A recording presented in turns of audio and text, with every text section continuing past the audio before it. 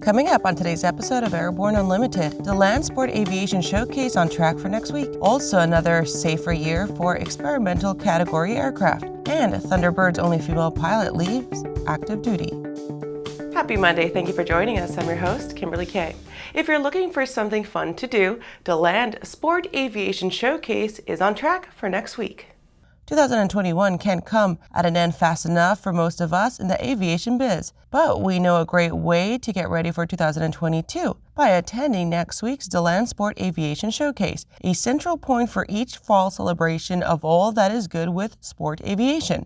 The Deland Florida event takes place next week from November 11th until the 13th at the Deland Municipal Airport. The showcase welcomes all the aviation enthusiasts interested in affordable recreational flying, offering a special emphasis on experimentals, homebuilts, light sport aircraft, and ultralights. The show features outdoor and indoor exhibitors, educational forums, interactive workshops with live music and food concession on site. Special events happen daily, stall exhibitions, showcase flights, keynote speakers, and more. Most of all, though, the show is designed to highlight the latest in sport aviation products and services. ANN and Airborne will be there each day with our news and video crews, finding outstanding subjects for stories in upcoming episodes of our program, including Airborne's next new news program, Airborne Affordable Flyers, just as important. ANN will be starting its 2022 survey work for the next version of the new old digital sport plane resource guide, which will eventually feature upwards of 1,000 affordable aircraft. We look forward to seeing you all there.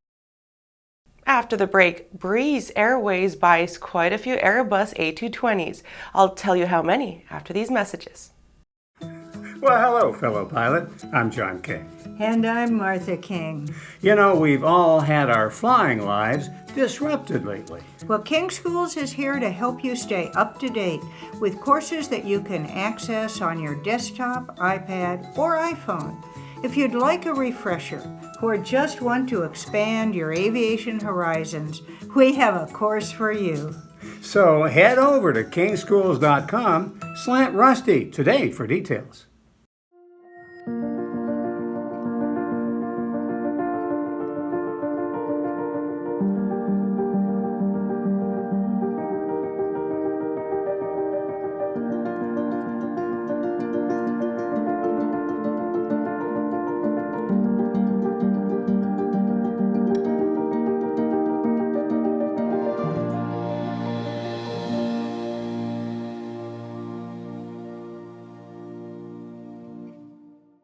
If it looks good, it usually flies good.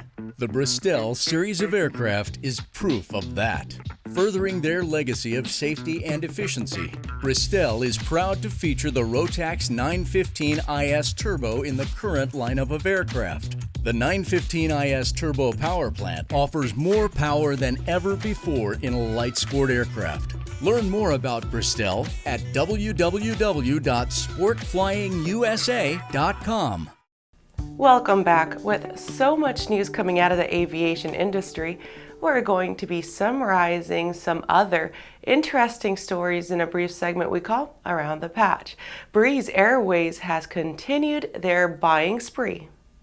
As Airbus announced the sale of 80 of their newest A220-300 aircraft during Breeze's tour of the final assembly in line in Mobile, Alabama, the delivery schedule, barring unforeseen circumstances, should see the receipt of one aircraft a month for the next 6.5 years, a surprisingly large order for a months-old airline. The purchase is the result of a very successful round of Series B funding that brought the company $200 million to invest.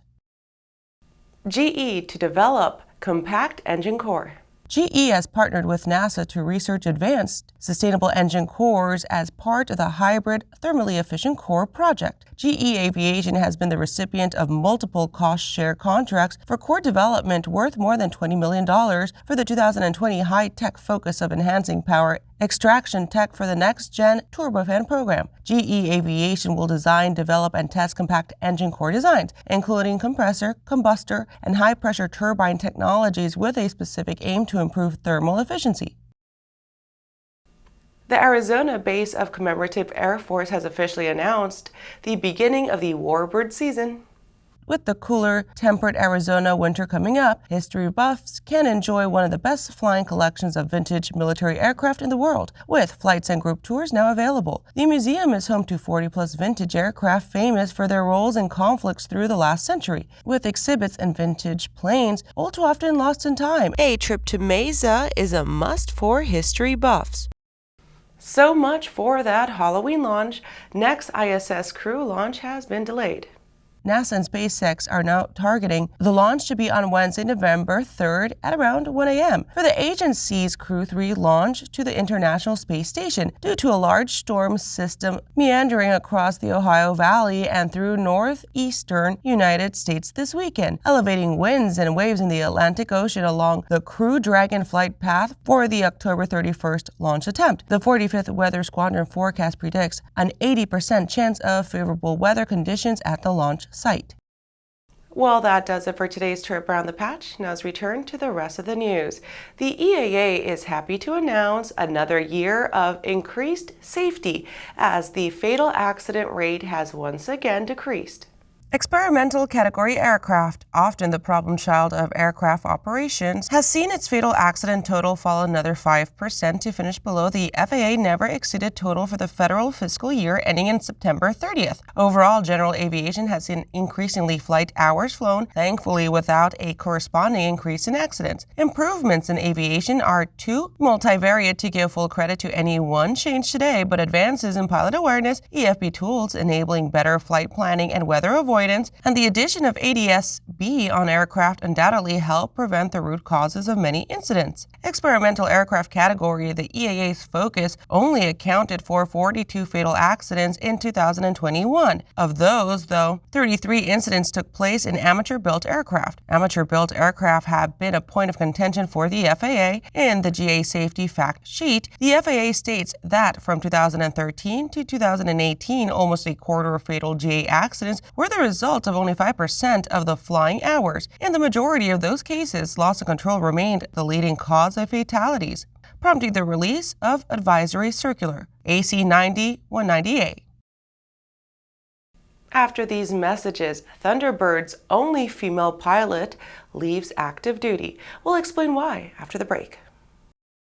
Pilot Communications USA is proud to introduce our latest headsets, the Carbon A1 Active Noise Reduction and the Carbon P1 Passive Headset. Carbon fiber makes our headsets 30% lighter than others, which significantly reduces pilot fatigue. Our BlueLink hand control unit allows you to connect two devices at the same time, and the record out capability can send audio to an onboard camera or digital recorder. Get the headset that's so light you may forget you're wearing one at pilot-usa.com. At Diamond Aircraft, innovation is in our DNA.